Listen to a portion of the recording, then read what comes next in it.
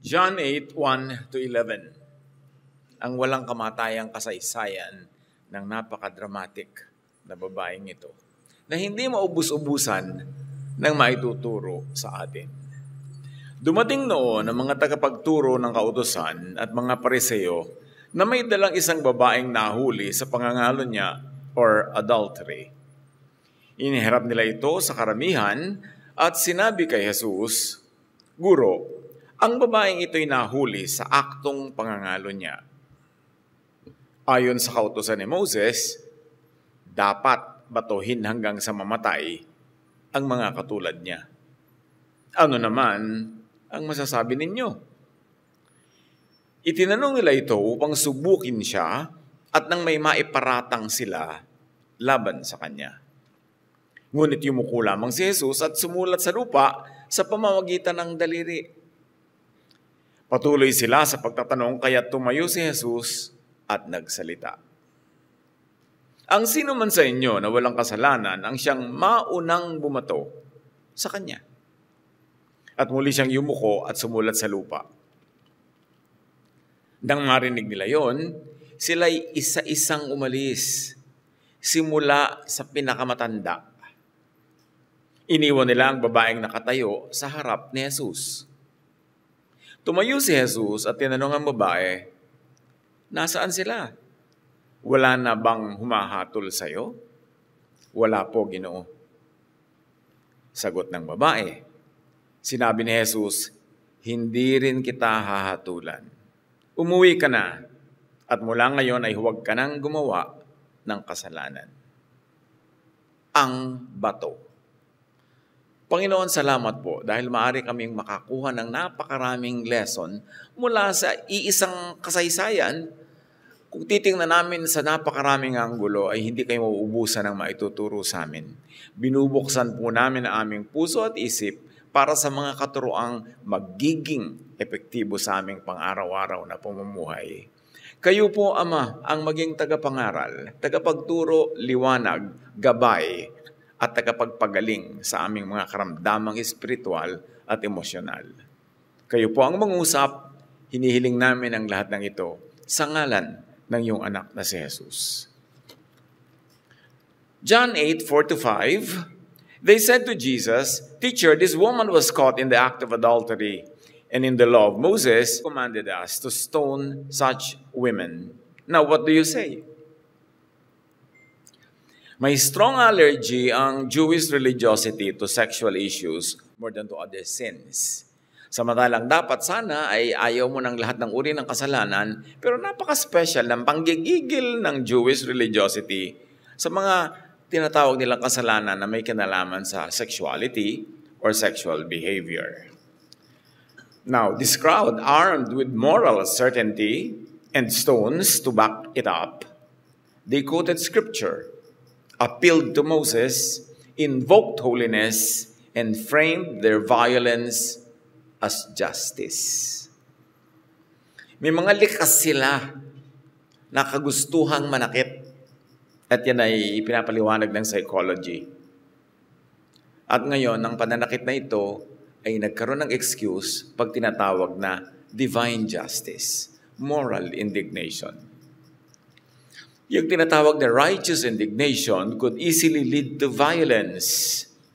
Yung godly indignation could so easily lead to ungodly acts of violence to be used as excuse for cruelty.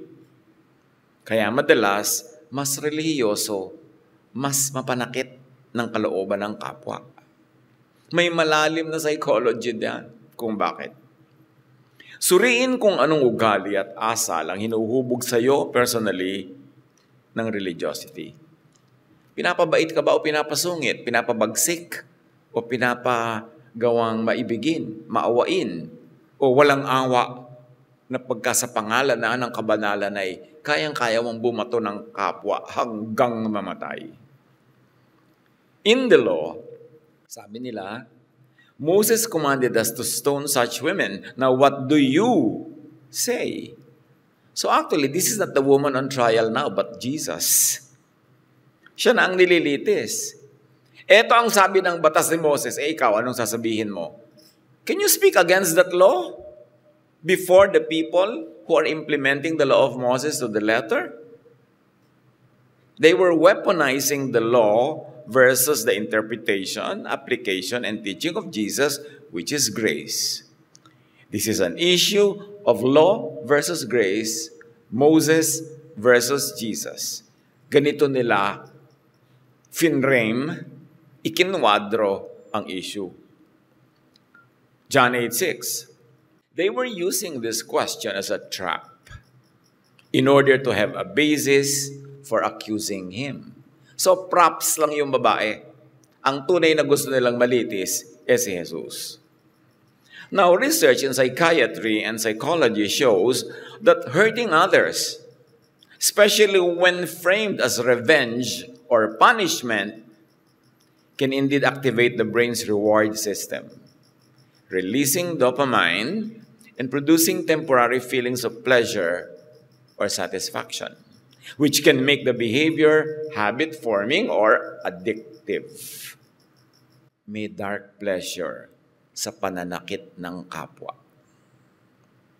Merong ganong darkness ang human behavior na nagkakaroon ng ligaya sa pananakit. Lalo na kung ang pananakit ay may excuse ng moral indignation, nawawala lalong dahilan para maging guilty para sa pananakit. Kaya lalong lumulupit, lalong bumabagsik. Imagine all the pain that could be inflicted by the powerful, by those in authority. Suriin kung gaano ito kagrabe, especially sa mga religious systems. Nagiging excuse to indulge. Addictive. Matthew 20:25-28, sabi ni Jesus, precisely on this matter, you know that the rulers of the Gentiles lord it over them, and their high officials exercise authority over them. Not so with you, sabi ni Jesus. Huwag niyong tularan sila na yung mga leader nila amo. Yung leader nila talagang nag-aamu-amuhan at nagjo-Diyos-Diyosan. Sa mga Gentiles yun, hindi bagay sa mga mananampalataya, sa mga tagasunod ni Jesus. Sabi niya, instead, whoever wants to become great among you must be your servant, not amo. And whoever wants to be first must be your slave, just as the Son of Man did not come to be served, but to serve. In other words, pang-Gentiles ang ganyang exercise ng authority. Yung sobrang emphasis sa authority. Apihin ko kayo, kawawain ko kayo, alilain ko kayo kasi ako'y may authority. Pang-Gentiles yan. Sabi ni Jesus, not so with you. Hindi ganyan ang inyong pamamaraan dapat, Jesus said. Domination, even, especially in religious contexts, feeds the ego's hidden pleasure in playing God over others. Kaya maraming mga religious group na yung mga leader nila nagiging Diyos-Diyosan. Kahit pa inumin sila mga lason, sunuran, kahit alipinin, kahit anong gawin sunuran, sabi ni Jesus, not so with you. That's not my style. That's not our style. Sa Jesusness, true authority is in service, not in superiority. Sige nga, patunayan mong ikaw yung may authority, dapat ikaw pinakamaraming paglilingkod. Papakain mo ang iyong mga kapatid, natutulungan, na-encourage, ganyan. True authority is for healing, not for humiliating, not for hurting. And yet so many religious leaders could go on hurting and humiliating others in the name of God.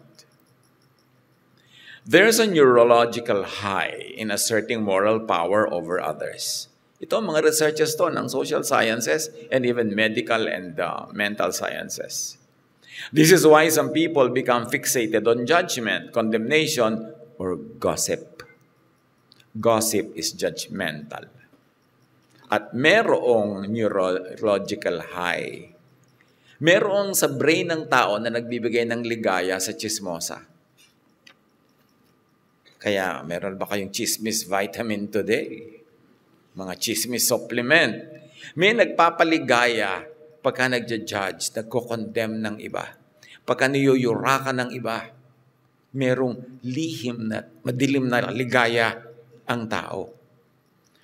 Now, they were using this question as a trap in order to behave and to have an accusing behavior against Jesus. John 8:6-8. Anong tugon ni Jesus sa kanilang mga pagtatanong? But Jesus bent down and started to write on the ground with his finger. Alikabok ito na pwedeng sulatan ng daliri.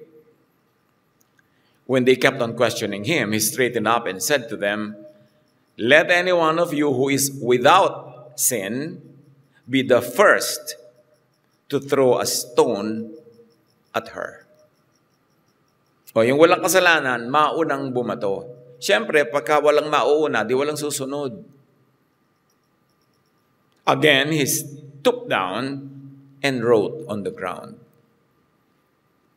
From the writing on hard stone, which the Israelites were used to, the writing is now etched on soft ground, on dust, by the very finger of the Son of the Most High. Once upon a time, may mga nag-uka sa bato at nagsulat at nag-chisel talaga ng mga kanyang kasulatan sa bato. But this time, the Son of the Most High, with his own finger, writes on dust, not on hard, unmoving stone. Ang ganda nung imagery. Pag tinignan natin yung contrast. Yung bato, hindi napapalitan ang tigas doon. Yung alikabok, nahihipan ng hangin, napapalitan, nabubura. You can imagine what this poetic picture is trying to tell us about what Jesus was doing to the immovable law carved in stone. He is now writing on dust. Colossians 1:15, the Son is the image of the invisible God. Jesus perfectly reveals the unseen nature of God, making the invisible visible through His life, His love, and character. Ipinadala ng kataas-taasan si Jesus upang ipakita ang tunay na imahen ng Ama sa langit. Kaya sabi, nobody has seen God except Him. So siya lang ang pwede magpakilala ng totoong larawan ng Ama sa langit. John 1:18, no one has ever seen God but the one and only Son, who is Himself God and is in closest relationship with the Father, has made Him known. Siya na pinakamalapit sa dibdib ng Ama, ang siya ngayon nagpapakilala ng tunay na kalooban ng Ama, ng tunay niyang mga kautusan at tunay niyang kagustuhan para sa mga tao, lalong-lalo dun sa mga nagkakasala, nagkakamali. Jesus is the full revelation of the Father's nature.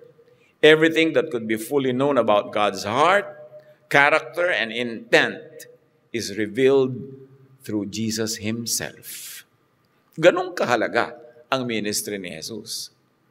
Kung wala namang itutuwid, ba't pa siya darating? Kung wala namang itatama, bakit pa siya darating sa lupa? Merong dapat itama. Merong dapat ituwid. Kaya siya isinugo. John 14:9, sabi ni Jesus, anyone who has seen me has seen the Father. What Jesus writes and rewrites with His own hand will change, reverse the minds and hearts of the judgmental crowd. Napakalaking hiwaga sa marami kung anong isinulat sa alikabok. Kasi yung isinulat sa alikabok ang nagpabago ng isip at puso ng mga gustong mambato. May nabasa sila doon. May nakita sila, may naunawa sila. Na dapat natin ngayong imaginein. But we are not totally bereft of anything solid to hold on to. Kasi yung mga teachings ni Jesus, they could have framed the essence of what He was writing on the dust. Basta ang mahalaga, nung makita nila ang sinusulat ni Jesus sa alikabok, binitawan nila ang kanilang mga bato. Nawalan sila ng lakas ng loob na umusig ng kapwa. What did Jesus write or rewrite on dust? May mga pahimakas na niyan kahit noong unang panahon.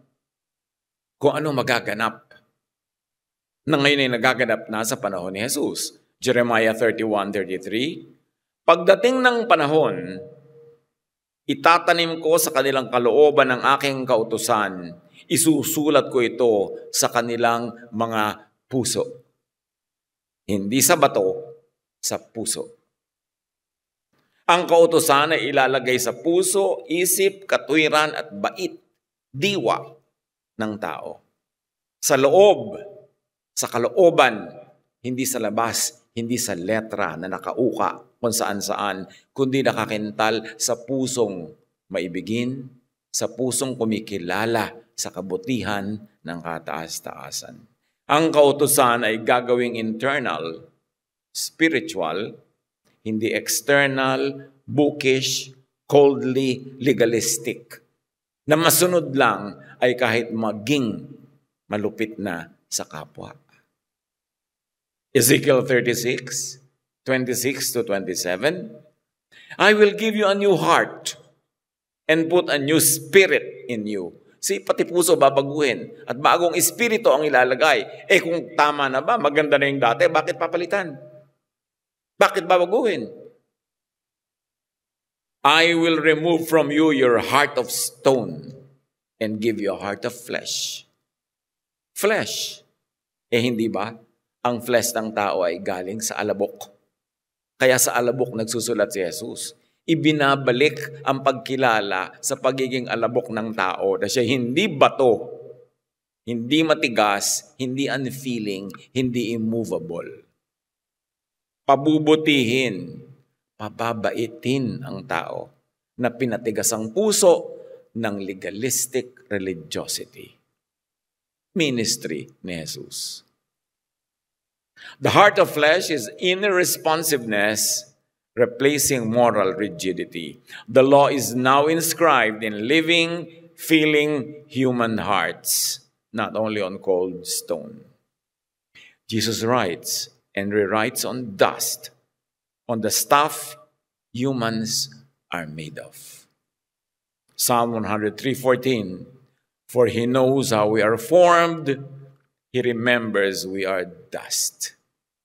Yun ang napakagandang image rin ng dust na pinagsusulatan ni Jesus. God's compassion understands human weakness and frailty, treating us with mercy rather than judgment. So mercy dapat ang ibinibigay ng relihiyon, hindi judgment sa kapwa. Habag, hindi pambabato.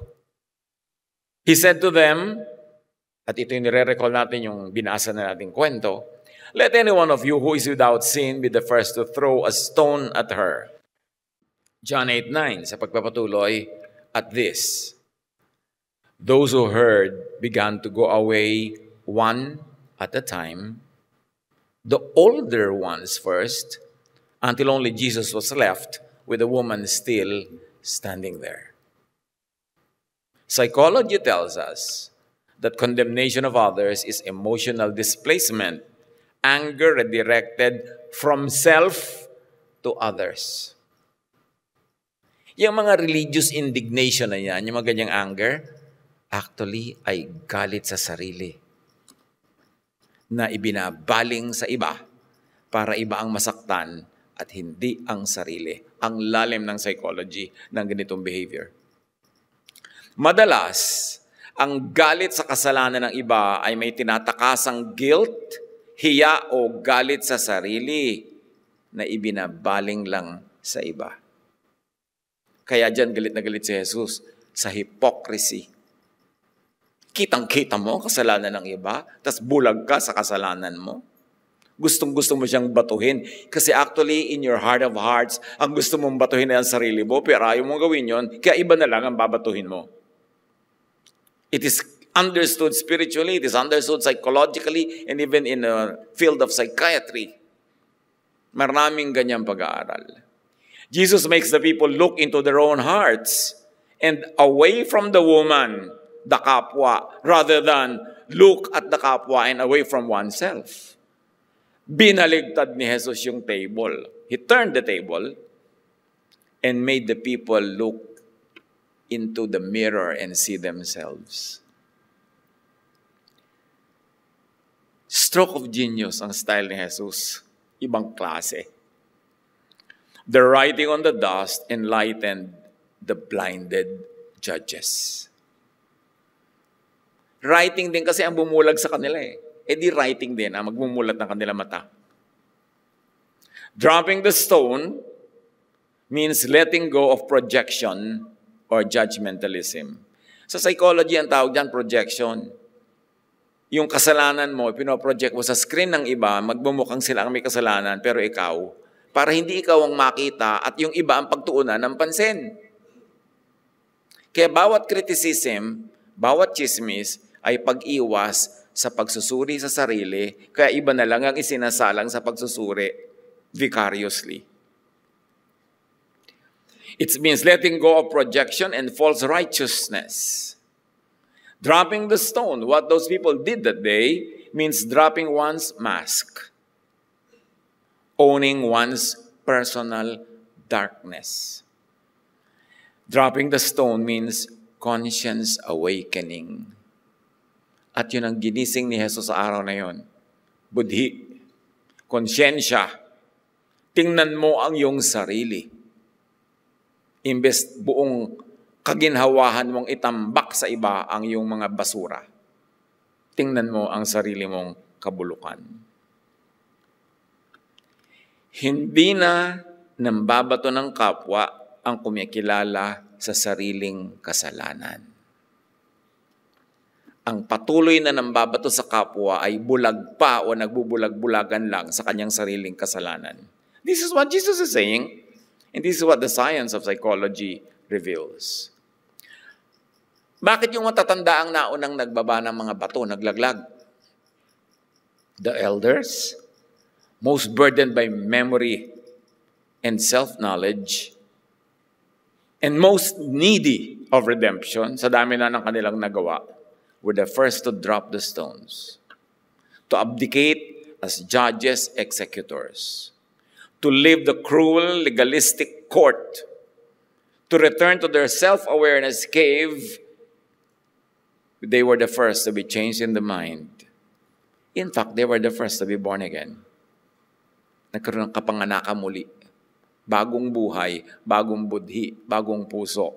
They were the first to be saved from judgment or self-incrimination. Matthew 7:1, do not judge, or you too will be judged. Or do not judge, so you don't get judged. You know why they dropped the stones? Because it was meant for them. So para hindi nila batuhin ang sarili nila, inilaglag ang bato. Anong gaanang loob ang na-enjoy ng bumitaw sa judgmental stones? Yan ang binibigay ni Jesus, gaan ng loob. Hindi hirap at bigat ng loob na ibinibigay ng Pharisees. Hinayaan niya ang mga taong kilalanin ng mga sariling kadiliman in front of everyone else because it was a corporate act to judge. Now it was a corporate act to judge their own selves. At sabay-sabay sila, actually una-una yung mga matatanda, pero lahat sila nagbitaw ng bato. How powerful the message of Jesus written in the dust. Tinablan sila. Tayo ba tinablan na ng mga katuroan ni Jesus? O bato pa rin tayo ng bato ng kapwa? Hindi pa tayo nanalamin para makitang tayo ang dapat batuhin. At dahil ayaw mong batuhin ang sarili mo, edi bibitawan mo si bato, ba't mo babatuhin ang kapwa? Do not burn the bridge over which you too must pass. The bridge of forgiveness. Psychology describes this moment as cognitive dissonance. When confronted by undeniable truth, the mind must either justify or surrender its illusion.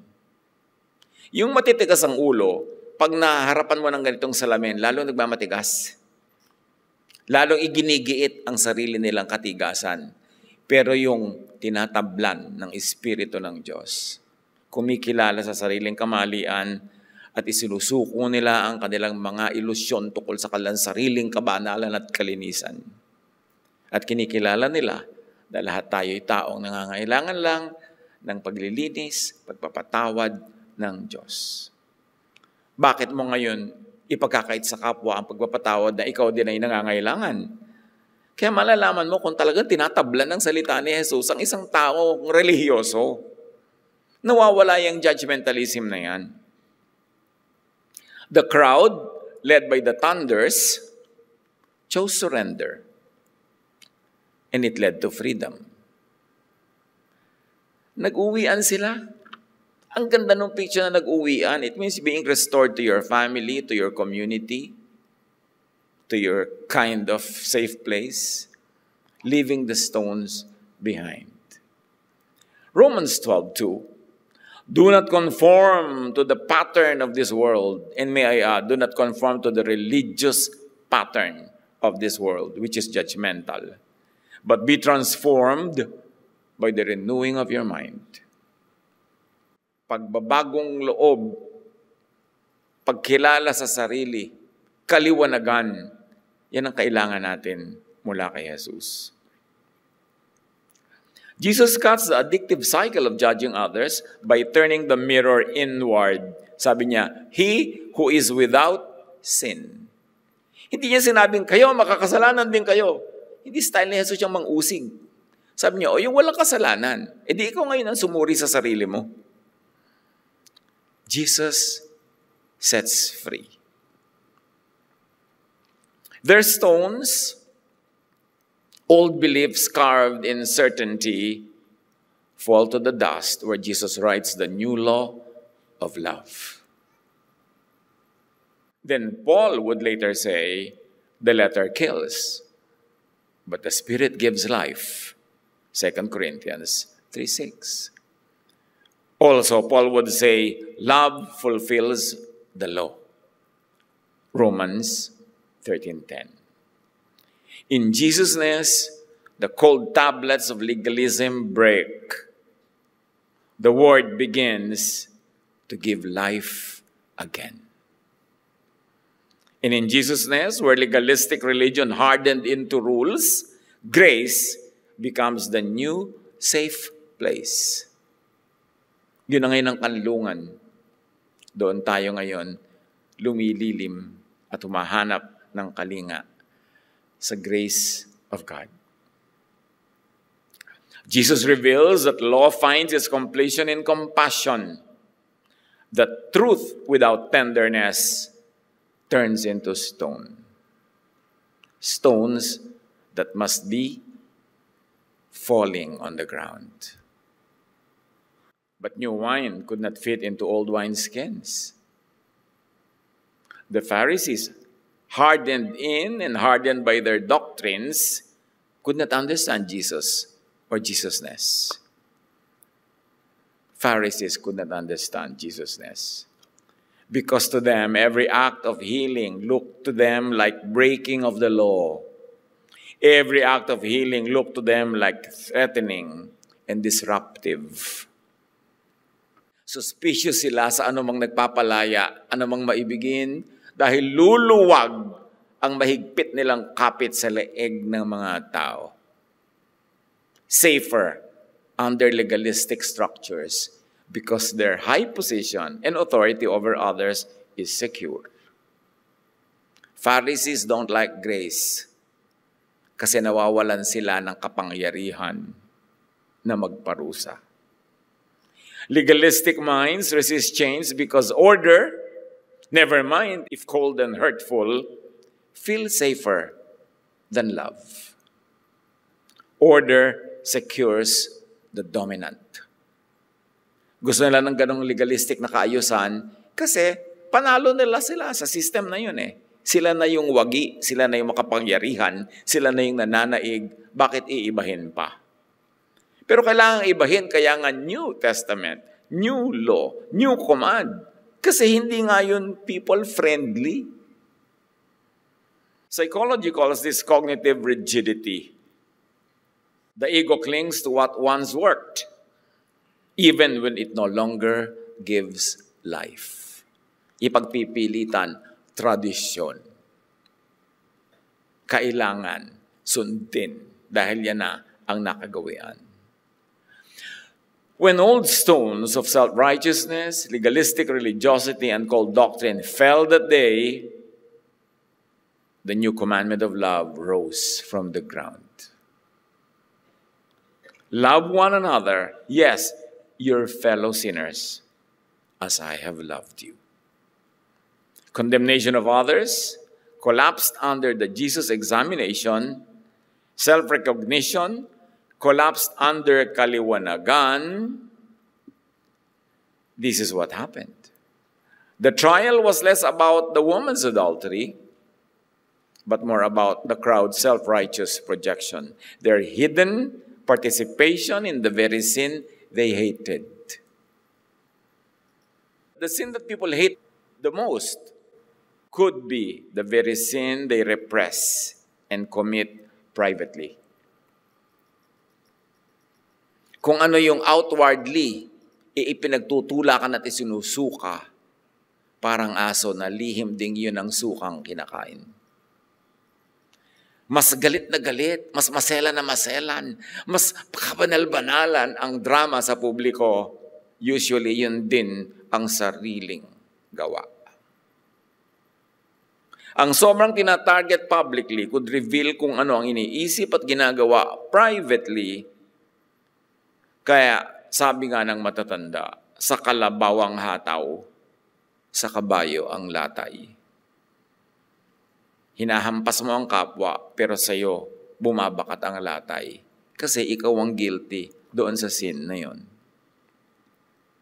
Psychologically, the hostility of some self-righteous or moralistic individuals often stems not from moral clarity, but from repressed envy and projected desire.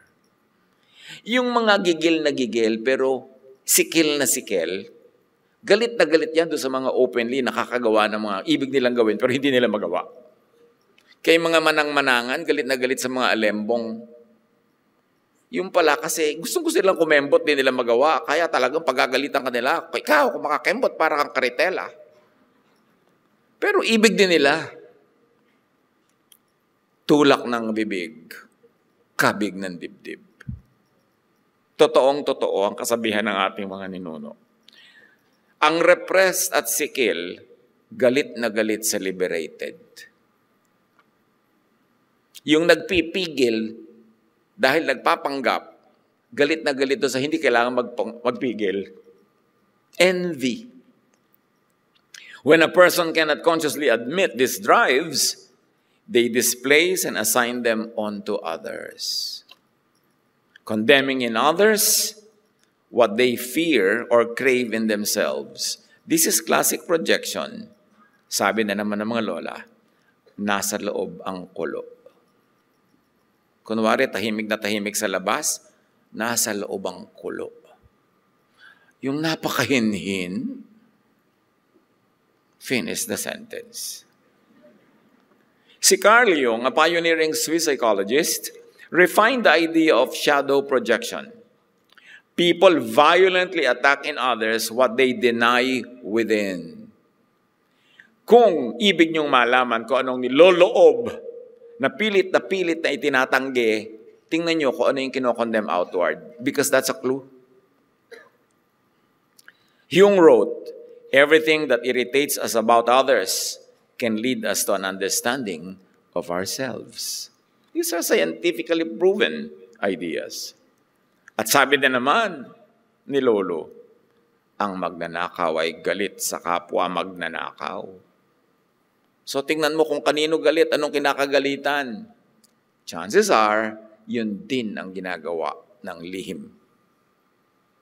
Studies on moral hypocrisy show that people who publicly punish others for moral violations often display similar private behaviors when unobserved in secret, driven by ego defense and status motives rather than genuine virtue. Kaya yan ang tinatawag ni Jesus na hypocrisy. Pakitang tao. Mas may pakitang tao, mas may itinatago.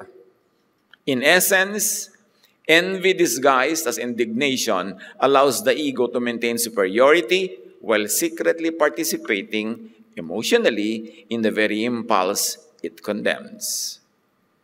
Jesus pointed to the same dynamic when he warned, "Why do you look at the speck in your brother's eye and pay no attention to the log in your own eye?" Bakit mo sinisilip ang puwing ng kapwa mo? May troso mismong nakabara dyan sa iyong mata. Sabi niya yan sa Matthew 7:3.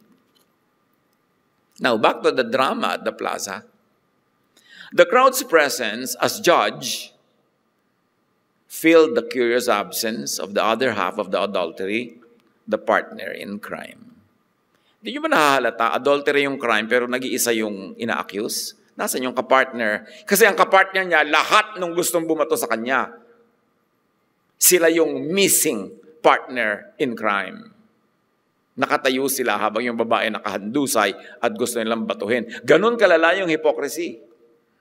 The self-righteous judge is that same invisible partner in crime. Now, this is not literal. Hindi natin sasabing lahat ng mga tao na yun ay nakasiping niya. Ang point is, yung place that should have been occupied by the other part of the crime is actually the place that would be occupied by everyone else. Partner in crime sila. Jesus unmasks the deeper sin. Not just lust, but blindness to one's own guilt. Yun ang crime ng mga relihiyoso. Blindness to one's own guilt. The gall to throw stones at others. Yung tibay ng sikmura at kapal ng mukha na mambato ng kapwa. Samantalang alam naman sa kaloob-looban at kaibuturan ng puso, siya'y marumitin. Pwedeng iba lang ng uri ng karumihan, pero dumi pa rin. Pwedeng hindi adultery, pero pwedeng pride. Pwedeng stealing, pero pwedeng kung ano-ano pa. Pero ganun pa rin yun. Napaka-dramatic. Jesus unmasks the deeper sin, not just lust, but absence on the bench of the accused. Yung mga taong yun, dapat nandun din sila accused, nakahandusay din, pero absent sila on the bench of the accused, and they have the gall to give their presence on the bench of the judge. Can you imagine the same guilty people absent from the bench of the accused and present on the bench of the judge? Ganon kabaligtad, ganon kaliko, ganon kabaluktot ang nangyari sa religiosity ng mga tao. Ipinakita ni Jesus ang mas mabigat na kasalanan, ang pagkabulag sa sariling sala.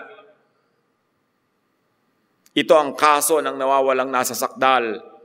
Ang dapat sana'y nasa lugar ng inaakusahan ay siya ngayong nakaluklok sa upuan ng hukom, naghahatol sa kasalanang siya man ay at siya man ang may pananagutan. Kahit pa nga minsan-minsan ay ibang format ang kasalanan, kasalanan pa rin. Saan humuhugot ng lakas ng loob na maupo bilang hukom samantalang dapat doon ka nakaupo sa upuan ng nasa sakdal? Sobrang hypocrisy. Jesus redirects the gaze from the sinner outside to the sinner within. The act of condemning the kapwa becomes exposure of the self. Healing begins when awareness turns inward. When judgment of the kapwa gives way to self-examination and self-judgment, then and only then can healing begin. Pag nilanggas mo na ang sarili mong sugat, pag tinanggal mo na ang takip na nagkukubli sa ninanana mong sugat, doon ka pala magsisimulang madisinfect at gumaling. Pero habang tinataksan mo ang mga sariling kabulukan at dinudot-dot mo ang mga sugat ng iba, hinding-hindi ka gagaling.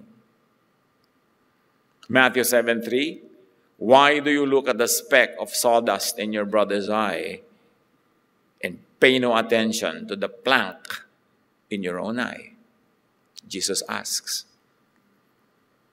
Carl Jung says this, understanding one's inner darkness is essential to true wholeness. Dapat mag-self-denial. At dapat tayo hindi judgmental to the point of driving people underground. Na sa halip na tulungan natin ang mga taong linisin ang kanilang mga sugat, ay ine-encourage silang itago ito, takpan, dahil uusigin natin sila. Hindi ganun ang pagtulong sa kapwa. Moral superiority often arises from repressed guilt, from actual inferiority. Mas morally superior ang drama, mas may itinatagong baho. Condemnation is denial in disguise, a spiritual defense against self-awareness. Condemnation of others is substitute to self-confession, a poor substitute. Kaya nga, sino ka mang humahatol sa iba, wala kang maidadahilan sapagkat sa paghatol mo sa iba, hinahatulan mo rin ang iyong sarili dahil ikaw na humahatol ay gumagawa rin ng ganun. The Pharisees' need to accuse was really a need to avoid inner confession, admission, and responsibility. When people cannot face their own private immorality, they distract with public morality and religiosity. Kung ano ang kulang sa loob, buong pusong pinagtatakpan sa labas. Mas hungkag ang kalooban, mas maingay sa labas. The empty can strikes loud. Matthew 23:25, kahabag-habag kayo, mga tagapagturo ng kautusan at mga pariseyo, mga mapagkunwari. Nililinis niyo ang labas ng tasa at pinggan, ngunit ang mga yun ay puno ng kasakiman at pagiging makasarili. Diyan kayo magaling sa paglilinis ng labas, pero marumi sa loob. Mas malicious, mas mapagbintang, mas madidirihin sa kasalanan, mas moralista, mas intolerant, madalas, hindi naman lagi, madalas lang, ay mas guilty of exactly the same sin. Jesus replaces condemnation with illumination. Yung panghatol sa kapwa ay pinalitan niya ng kaliwanagan sa sarili. Instead of returning accusation, hindi naman niya inaccuse yung mga tao, Jesus brings self-consciousness. Sabi niya, yung walang kasalanan, bumato na. So, magiging conscious ka ngayon sa sarili mo. His light exposes, yes, without humiliating. The Jesus light corrects without crushing. Meanwhile, the teaching of the Pharisee humiliates and crushes and sometimes even destroys you beyond repair. Pag dumaan ka sa disiplina nila, nakakabasag, nakakadurog, nakakasira, hindi nakakabuo. John 12:46, I have come into the world as light, so that no one who believes in me should stay in darkness. Now, yung darkness na yon should not stay in misunderstanding of others and of self. Should not stay in hiding. Akala ng iba, nobody should stay in darkness. Ibig sabihin, magiging perfect ka na, wala ka ng sin. Unachievable naman yun. It's a very tall order. When Jesus says, those who believe in me should not stay in darkness, He's saying, should not stay in hiding. May sakit ka, pumunta ka sa ospital, huwag mong itago ang sakit mo. Maggagamutan tayo, magtutulungan tayo. You should not stay in darkness, nursing and licking your own wounds in the dark. But the community of believers must help one another by giving a safe climate, a safe place where people can expose their wounds and seek healing. 1 John 1:7, if we walk in the light, as He is in the light, we have fellowship with one another, and the blood of Jesus purifies us from all sin.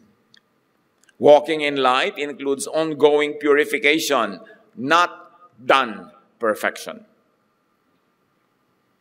Jesus' light doesn't destroy, it reveals. The light of Jesus doesn't shame, it guides. The handling of the Pharisees, shame and destroy. Hindi yun ang style ni Jesus. Jesus' light transforms awareness, bringing truth without humiliation and correction without condemnation. Kita-kita natin doon sa nangyaring example Na-correct pero hindi nang condemn. Na-itama pero hindi na nakit. Hindi nang hiya. Jesus reveals that holiness is not repression but integration. Truth lived in mercy, not in stressful pa-holiness. Kapagod yung magpa-holiness. Mapipilitan ka magpanggap, magkunwari. Only Jesus was left with the woman standing there. John 8:10-11. Jesus straightened up and asked her, "Woman, where are they? Has no one condemned you?" "No one, sir," she said. "Then neither do I condemn you," Jesus declared. "Go now and live your life of sin." Hindi naman kinonsinti ni Jesus. Hindi niya sabi, sige, kahit ano na lang pwede kasi love, love, love. Hindi yun. Sabi niya, live your life of sin. Pero hindi niya ipinagdutdutan, you're a sinner. Sinner ka, no? Sinner ka. So, live your life of sin. Umuwi ka na. The goal is transformation, not stoning, not punishment. The goal is pag-uwi, integration, reintegration into family, into community, not exclusion, not cancellation. Which the Pharisees were trying to do. Baligtad na baligtad. Kaya kailangan talagang dumating si Jesus para ituwid ito. Pag ang gumagawa ng baluktot ay may authority, nagmumukhang tuwid yung baluktot. Ipinakita ni Jesus, baluktot yan. Magtigil kayo dyan. Not so with you. This is not the way.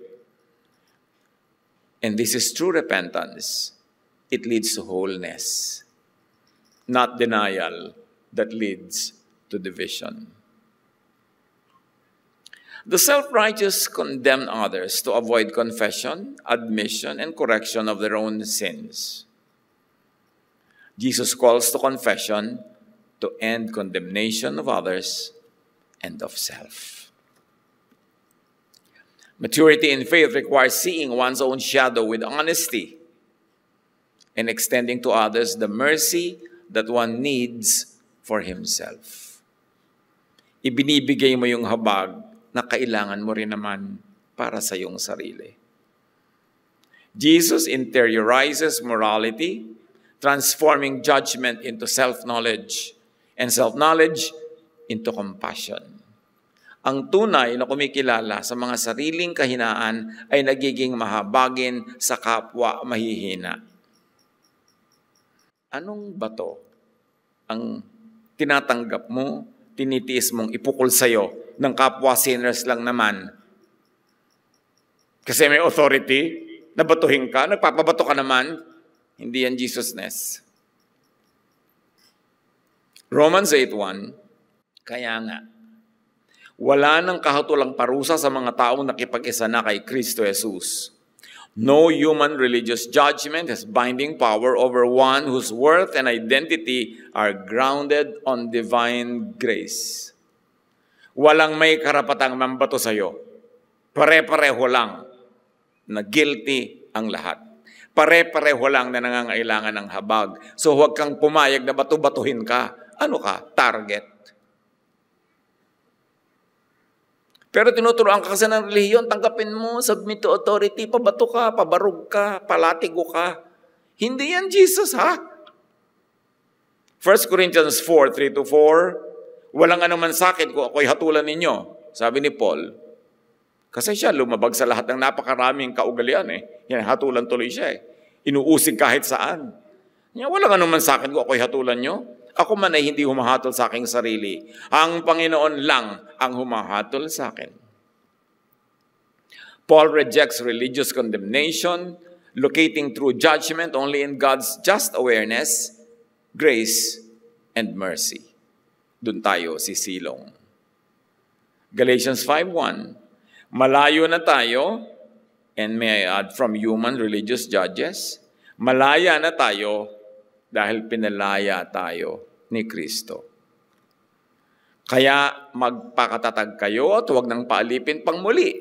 Saan? Kanino? Sa religious bullies.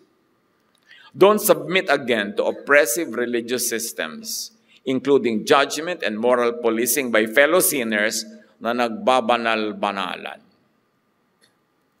Huwag kayong paapi sa mga religious bullies. Pinapakialaman ang itsura nyo, buhok nyo, damit nyo, kinakain nyo.